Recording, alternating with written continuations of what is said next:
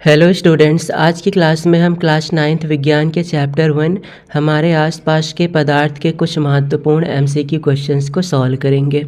तो आइए स्टार्ट करते हैं पहले प्रश्न से। पहला प्रश्न है, वायु का दाब जैसे जैसे घटता है वैसे वैसे द्रव का क्वथनांक क्या होगा? बढ़ेगा, घटेगा, स्थिर रहेगा या इनमें से कोई नहीं? तो ये है एक पात्र, इसमें हम भर लेते हैं थोड़ा सा द्रव। जब इस द्रव का ताप क्वथनांक के बराबर हो जाएगा तो इस द्रव के कण सतह को छोड़कर ऊपर जाने लगेंगे। अब वायु का दाब जितना कम रहेगा इन कणों को ऊपर जाने में उतनी ज़्यादा आसानी होगी, अर्थात क्वथनांक उतने कम ताप पर होगा। तो जैसे जैसे हम वायु का दाब कम करेंगे ये द्रव कम ताप पर ही ऊपर जाने लगेंगे और इसलिए क्वथनांक भी घटेगा। तो ऐसी स्थिति में क्वथनांक घटता है। 20 डिग्री सेल्सियस का मान केल्विन में कितना होगा? 250 kelvin, 273 kelvin, 293 kelvin, 393 kelvin. Celsius को केल्विन में बदलने का फॉर्मूला होता है K बराबर 273 प्लस डिग्री सेल्सियस का मान। अब ये 273 सेल्सियस में मान दिया है 20, इनको जोड़ेंगे तो आएगा 293 केल्विन। गैसों की संपीड्यता होती है अधिक, कम, अधिक और कम के बीच, इनमें से कोई नहीं। संपीड्यता का तात्पर्य होता है दबाने का गुण। यदि दबाने पर आकार में परिवर्तन हो तो उस गुण को संपीड्यता कहते हैं। अब गैसों को बहुत अधिक दबाया जा सकता है क्योंकि गैसों के बीच में खाली स्थान बहुत ज़्यादा होता है, तो हम दाब लगाकर इनके आकार को कम कर सकते हैं। तो यहाँ पर सही जवाब है गैसों की संपीड्यता सबसे अधिक होती है। गैसों के कणों के बीच में आकर्षण बल होता है अधिक, कम, अधिक और कम के बीच, इनमें से कोई नहीं। गैसों के कणों के बीच में आकर्षण बल बहुत कम होता है। इनके बीच में आकर्षण नगण्य होने के कारण ये कण एक दूसरे से अनंत दूरी तक जा सकते हैं। तो यहाँ पर सही जवाब है सबसे कम। गैसों के बीच में आकर्षण सबसे कम होता है, ठोस और द्रव से दोनों से कम।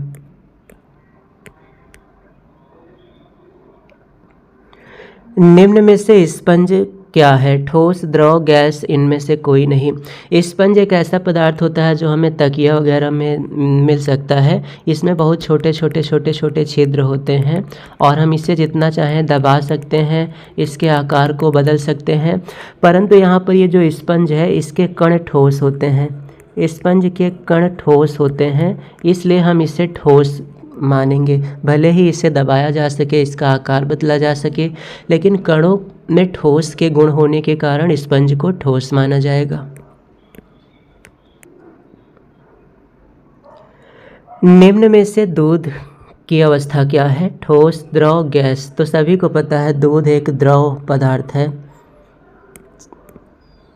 निम्न में से वायु है ठोस, द्रव, गैस, इनमें से कोई नहीं। वायु की अवस्था क्या होती है? तो वायु एक गैस अवस्था में होती है।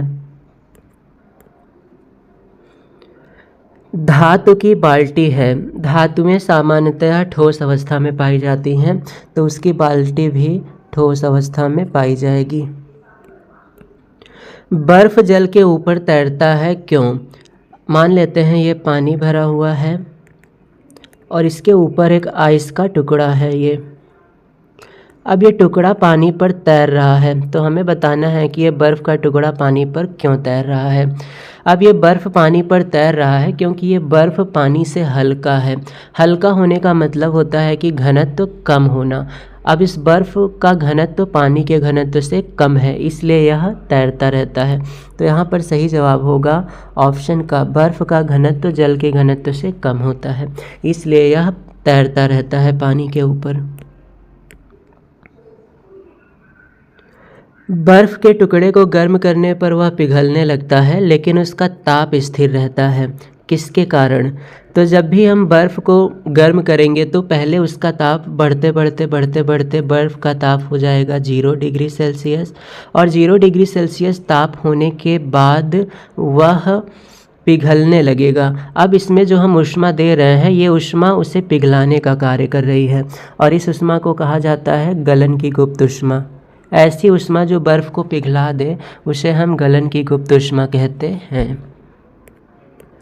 दाब बढ़ाने पर द्रव का क्वथनांक बढ़ेगा, घटेगा, अपरिवर्तित रहेगा, इनमें से कोई नहीं। तो मान लेते हैं एक पात्र है ये, इसमें ये हमने द्रव भरा है। अब इस द्रव को हम गर्म कर रहे हैं और साथ ही साथ हमने ऊपर खूब ज़्यादा दाब भी बढ़ा के रखा है। तो अब इस पानी के कण इस सतह को छोड़कर जल्दी नहीं जा पाएंगे क्योंकि दाब बहुत ज़्यादा है। तो इन्हें ऊपर भेजने के लिए हमें और ज़्यादा गर्म करना पड़ेगा। तो जब भी हम दाब बढ़ाएंगे तो क्वथनांक बढ़ेगा क्योंकि पानी और ज़्यादा ताप पर उबलेगा। तो यहाँ पर सही ऑप्शन होगा, क्वथनांक बढ़ जाता है। निम्न में से किस ताप पर जल द्रव अवस्था में रहता है? -5 degree Celsius, 120 degree Celsius, 109 degree Celsius और 20 डिग्री सेल्सियस। तो जल द्रव अवस्था में रहता है 0 डिग्री सेल्सियस से 100 डिग्री सेल्सियस तक। इसके ऊपर भाप में बदल जाता है और इसके नीचे ठोस में। तो हमें बताना है कि जल द्रव अवस्था में कब रहता है। तो द्रव अवस्था में 0 और 100 के बीच में रहेगा। तो यहाँ पर 0 और 100 के बीच में एक ही ताप है जो कि है 20 डिग्री सेल्सियस। तो 20 डिग्री सेल्सियस पर बर्फ़ द्रव अवस्था में रहेगा। निम्न में से पदार्थ है, हमें बताना है कि इनमें कौन सा पदार्थ है। पदार्थ हम ऐसी वस्तुओं को कहते हैं जिनमें द्रव्यमान हो और जो स्थान घेरते हों, ऐसी वस्तुओं को हम कहते हैं पदार्थ। आकाश, आग, धूप, बादल, चारों में से कौन पदार्थ होना चाहिए? तो हमारा सही जवाब होगा बादल। बादल हम कहते हैं जलवाष्प के समूह को। अब जलवाष्प, बादल होता है जल वाष्प का समूह। अब जलवाष्प में जल है तो जल में अपना भार भी होगा और ये स्थान भी घेरेगा, परंतु आकाश, आग, धूप, ये इन सभी में स्थान घेरने का गुण है लेकिन इनमें द्रव्यमान नहीं है। तो हमारा सही जवाब होगा ऑप्शन ग। निम्न में से किसकी आकृति और आकार दोनों निश्चित नहीं होती है? ठोस, द्रव, गैस। तो हमें पता है गैस की आकार और आकृति दोनों अनिश्चित रहती है। तो यहाँ पर सही जवाब होगा ऑप्शन ग, गैस। वाष्पीकरण की गुप्त ऊष्मा क्या है? वाष्पीकरण के लिए आवश्यक ऊष्मा, वाष्पीकरण करने में प्रयुक्त ऊष्मा, वाष्पीकरण की क्रिया में मुक्त होने वाली ऊष्मा, या फिर क्वथनांक पर 1 किलोग्राम द्रव को वाष्पित होने में अवशोषित ऊष्मा। किसी द्रव को उसके क्वथनांक से वाष्प अवस्था में परिवर्तित करने के लिए जो ऊष्मा लगती है उसे हम कहते हैं वाष्पन की गुप्त ऊष्मा। गुप्त ऊष्मा ऐसी ऊष्मा है जो उसके क्वथनांक पर उसकी अवस्था को बदल दे। जैसे मान लेते हैं कि हमने पानी को गर्म करके उसका ताप कर दिया 100 डिग्री सेल्सियस।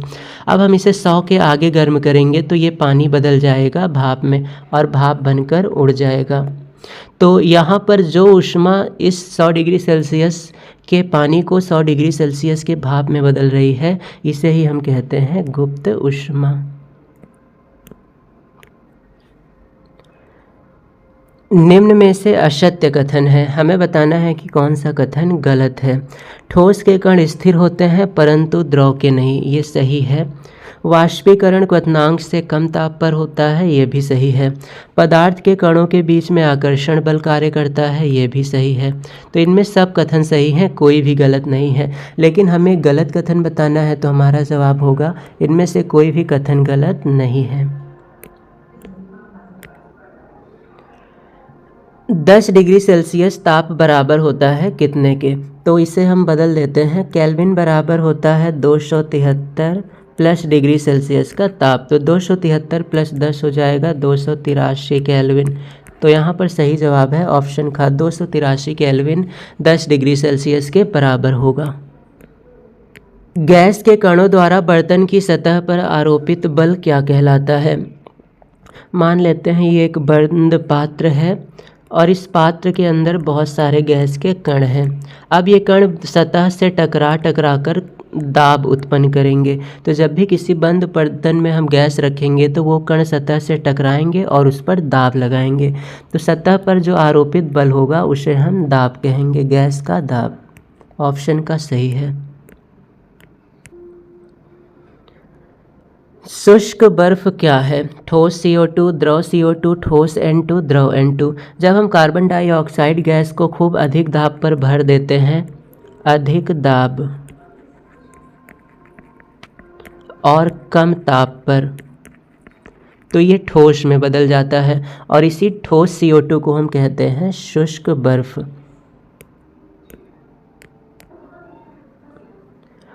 निम्न में से ऊर्ध्वपातज है। ऊर्ध्वपातज ऐसा पदार्थ है जो सीधे ठोस से बदल जाता है गैस में, ठोस से गैस में बदल जाएगा।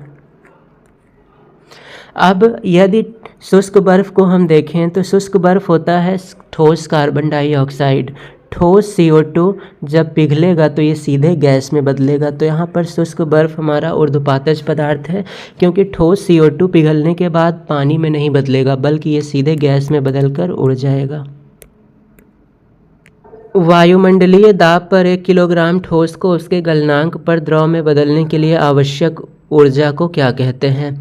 तो वायुमंडलीय दाब पर किसी ठोस को उसके गलनांक से द्रव में बदलना है। मान लेते हैं हमारे पास 0 डिग्री सेल्सियस का आइस है। अब हम इसे ऊष्मा देंगे तो ये गर्म, हमने इसको ऊष्मा दी, ताप इसका बढ़ते बढ़ते 0 हो गया। अब 0 डिग्री सेल्सियस इसका गलनांक है। अब हम इसे और ज़्यादा ऊष्मा देंगे तो ये पिघलने लगेगा और इस ऊष्मा को हम कहते हैं गलन की गुप्त ऊष्मा। जो ऊष्मा ठोस को द्रव में बदल दे उस ऊष्मा को हम कहेंगे गलन की गुप्त ऊष्मा। ऑप्शन का सही जवाब है। एक वायुमंडलीय दाब कितने पास्कल के बराबर होता है? 1 pascal, 100 pascal, 1000 pascal, 1,00,000 pascal, 1 atm। एक वायुमंडलीय दाब बराबर होता है 10⁵5 पास्कल के। तो ऑप्शन डी सही जवाब होगा।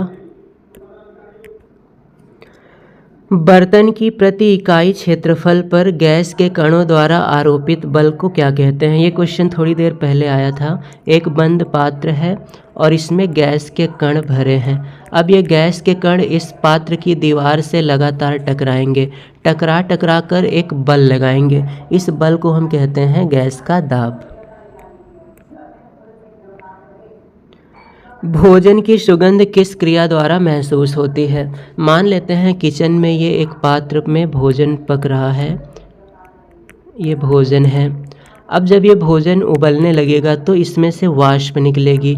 इस वाष्प में होंगे इस भोजन के कण।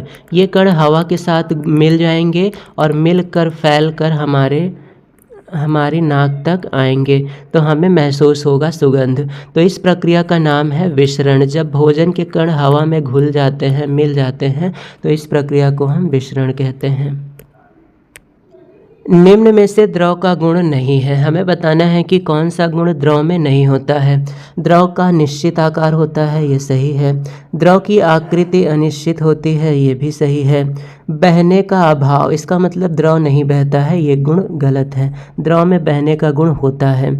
अभाव का मतलब नहीं होता है, तो ये द्रव का गुण नहीं है। द्रव ठोस से अधिक संपीड्य होते हैं, अर्थात द्रव को हम ठोस से अधिक दबा सकते हैं, ये भी सही है।